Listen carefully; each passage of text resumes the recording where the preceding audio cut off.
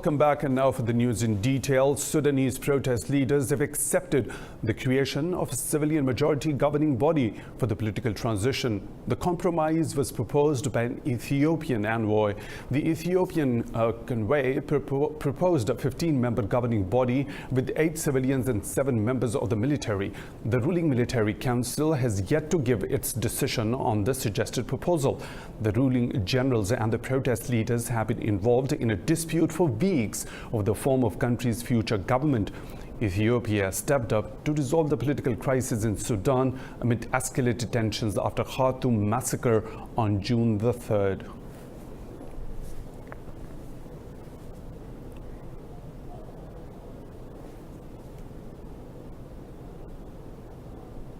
On the other hand, Ethiopian Army Chief of Staff Sarah Mekonnen has been shot during unrest following a failed coup attempt against the government. It is so far unclear whether General Mekonnen has been killed in the attack.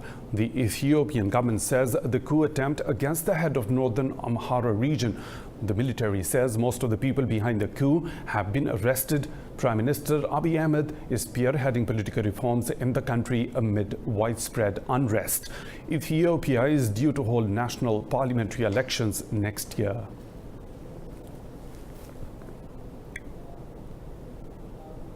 Moving on to Palestine, where the political parties have rejected a U.S. proposal for peace in the Middle East. Both Hamas and Palestine Liberation Organization say there can be no prosperity under Israeli occupation.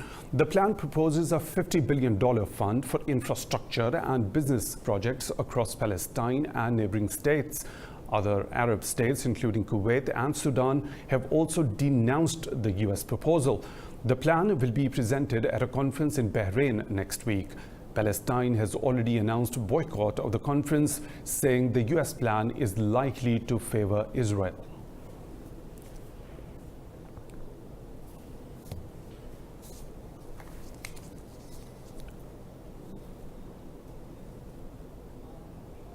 Pakistan's Foreign Minister Shah Mahmood Qureshi says Islamabad backs the Afghan peace process on a principle of non-interference. He was speaking at a conference titled Lahore Process at the Hill Resort of Bourbon. I think it's a very good beginning.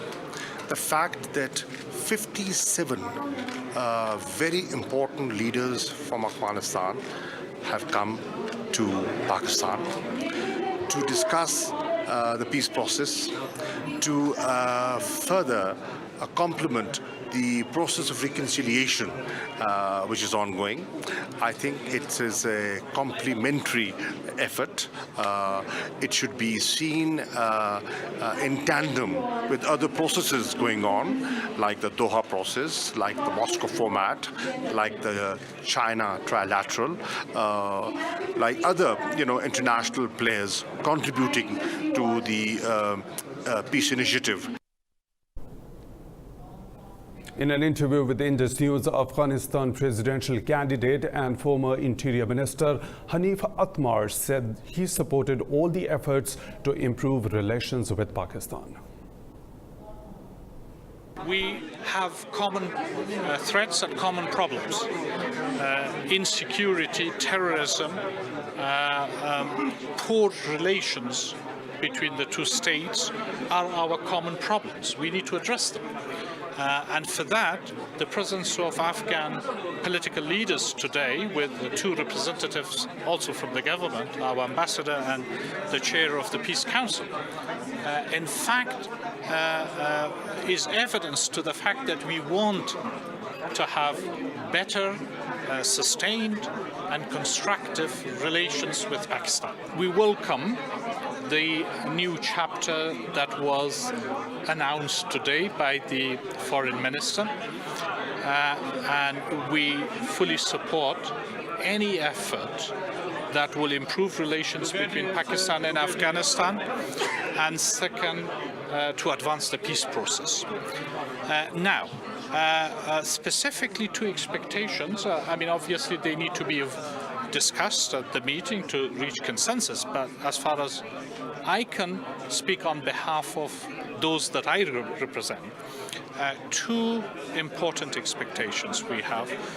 One is the implementation of the APAPs, the Afghanistan-Pakistan Action Plan for Peace and Solidarity.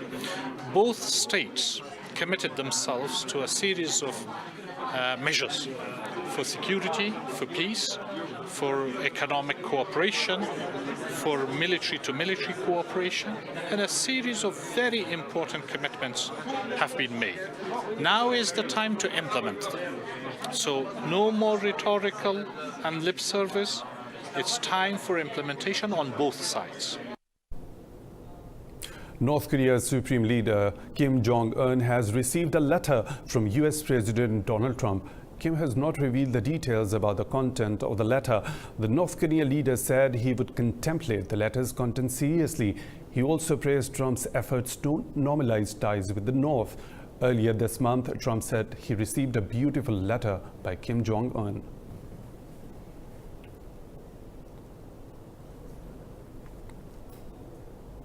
United States President Donald Trump says military action against Iran is still a possibility.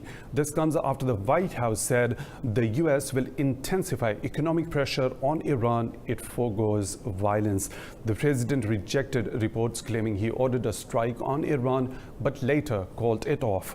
Trump said he will impose more sanctions on Iran to prevent it from obtaining nuclear weapons. He said Iran has to drop the idea of becoming a nuclear state if it wants to be a prosperous country. Iran wants to become a wealthy nation again, become a prosperous nation. We'll call it, let's make Iran great again. Does that make sense? Make Iran great again. It's okay with me. But they're never going to do it if they think in 5 or 6 years they're going to have a nuclear weapon. I know too much about nuclear, a lot about nuclear, and let me just tell you, they're not going to have a nuclear weapon. Major airlines around the world have suspended their flights over Iranian airspace. The aviation operators took the decision following reports of a reverted U.S. airstrike on Iran. Tensions between the U.S. and Iran elevated after Iran's armed forces shot down a U.S. military drone over its airspace on Thursday. Saudi Arabia, India, and UAE have altered the path of international flights away from the Gulf of Oman bordering Iran. U.S. carrier United Airlines has already suspended its all operations through Tehran's airspace. These changes will cause flight delays and longer flight routes due to increased congestion in available airspace.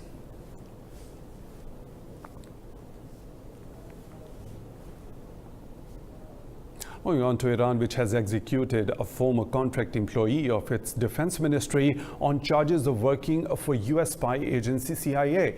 Tehran says Jalal Haji Zawar was hanged after being convicted by a military court. Officials say Haji Zawar was dismissed 9 years ago and has explicitly confessed of spying for U.S. in return for money. They claim documents and spying equipment were discovered at his home. Haji Zawar's spouse also received a 15-year in prison for being implicit in espionage.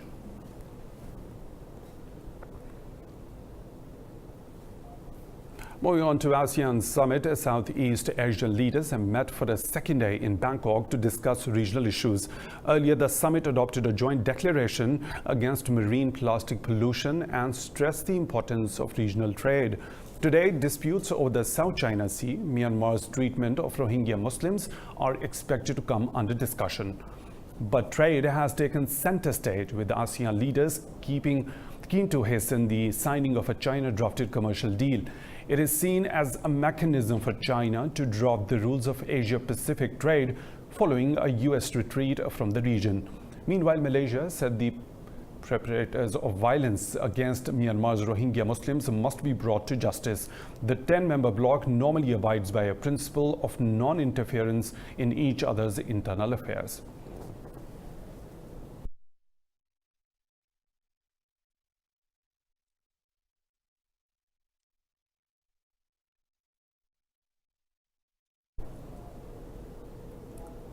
Pakistan and Qatar have signed MOUs for exchange of financial intelligence on money laundering and cooperation in trade, investment and tourism. Pakistan's Prime Minister Imran Khan and Qatari Emir Sheikh Tamim bin Hamad Al Thani held a one-on-one meeting at the Prime Minister House in Islamabad. The two sides also discussed regional situation and efforts to facilitate the Afghan peace process. The visiting leader is accompanied by a high-level delegation comprising key ministers and senior officials.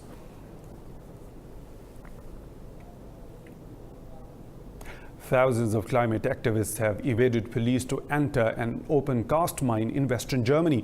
The protests come shortly after EU leaders failed to agree on a plan to make the bloc's economy carbon neutral by 2050. Police were deployed to prevent demonstrators from blocking the open pit mine and adjacent power plants. The activists, dressed in white, however, managed to get into the vast Garzweiler lignite mine. The protesters also temporarily blocked railroad tracks used to transport coal. They accused the government of not doing enough to combat climate change. The mine became a focus of protests after the operator threatened to chop down a nearby forest to enlarge it.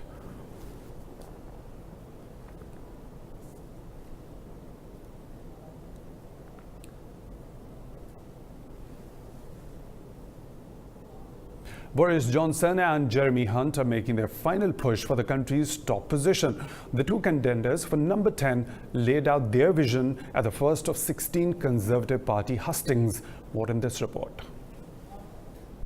The race to replace Prime Minister Theresa May has entered its final round, where the contenders whittled down to top two, Boris Johnson and Jeremy Hunt, face a tough battle. They will lay their narrative at 16 Conservative Party hustings across the UK before a final verdict. At the first husting in Birmingham, Boris Johnson repeated his pledge to finalise Brexit by October 31st. But what I said was that leaving on October the 31st my words were eminently feasible, which was taken to mean that I wasn't 100% determined to do it. Eminently feasible means it's not only that we are going to do it, but it's possible to do it because it's eminently feasible. But will you do it? Of course we can do it. No, yes. course, I know. Foreign Secretary Jeremy Hunt insisted he will leave the EU with no deal if necessary. Hunt said the risk of not going ahead with Brexit will be far worse than the economic risks of a no deal. If we got to the 31st of October and the EU have not shown any willingness to negotiate a better deal that can get through the House of Commons, that's not going to trap us in the customs union, then my judgment is that weighing those difficult options up, the political risk of no Brexit is far worse than the economic risk of no deal. And I would take us out of the European Union in that situation. Tory party members will receive their ballots between 6th and 8th July. The name of new Prime Minister is expected to be announced in the week beginning July 22nd. In Libya, the government allied forces are preparing an assault on a former airport in southern Tripoli suburb. Fighting for the capital has been ongoing for 2 months. Here are the details. The road to the abandoned airport in Tripoli has been central to the fighting between Khalifa Haftar's Libyan National Army and pro-government groups. The territory has been contested since LNA launched an offensive on Tripoli in early April. Since then, Haftar's advances have stalled in the face of fierce resistance. Since the early hours of this morning, we advanced from 3 different locations around the airport perimeter, and we are currently awaiting instructions from our noble leaders to advance and capture the whole airport. Once the airport is taken, the fighters will use it to advance into the area beyond it. This will not be an easy task, given the airport's large size. As many know, the airport is around 700 hectares, a very large area, and it represents to our enemy their main station. So as much as we can, in the next few days, we will retake the airport and the surrounding areas so as to advance on the areas beyond it. The United Nations says the fighting in Tripoli has left 653 people dead and displaced over 93,000. Cut copy. At least 18 people have been killed after a 7-story building collapsed in Cambodia's coastal city of Sihanoukville. Rescue officials said 24 people have been injured, while several others are still missing. While search operation for survivors is still underway, the under construction building was owned by a Chinese company. Welcome back. Over in Afghanistan, at least 21 insurgents and 2 security personnel have been killed in the country's latest clashes. Officials say insurgents were killed in ground operations and airstrikes in Kapisa and Kandahar provinces. 5 Taliban fighters and 5 security personnel were wounded in the operations.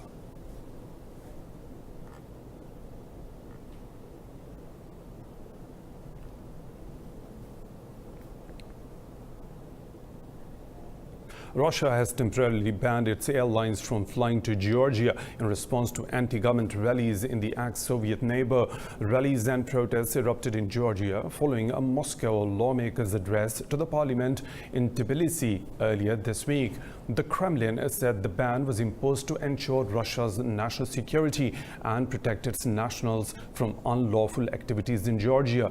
A travel agent said tourism in Georgia is on the rise, and this decision has shocked the whole industry.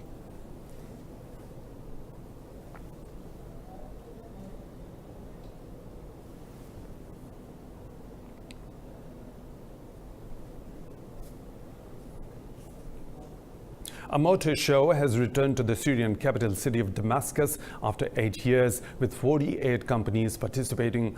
The much anticipated event drew large crowds with its massive selection of vehicles on display. Here are the details.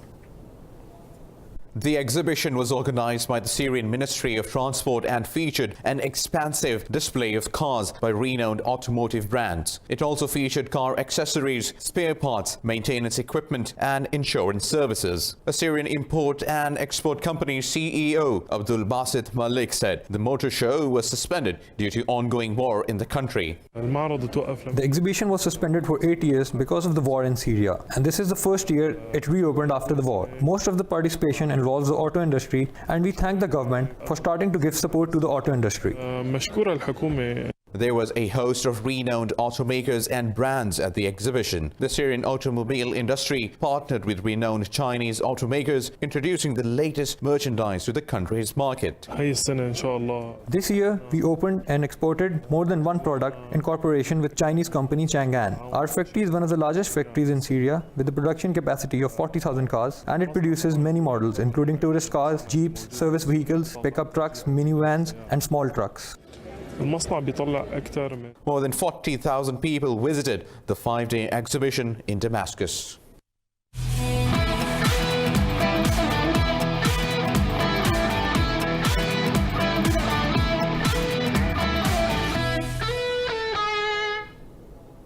A look into the world of sports now. In the ICC Cricket World Cup 2019, Pakistan and South Africa will take on each other today at the Lord's Cricket Ground. The match will be played at 9:30 GMT. The two teams have won one match each in the tournament so far.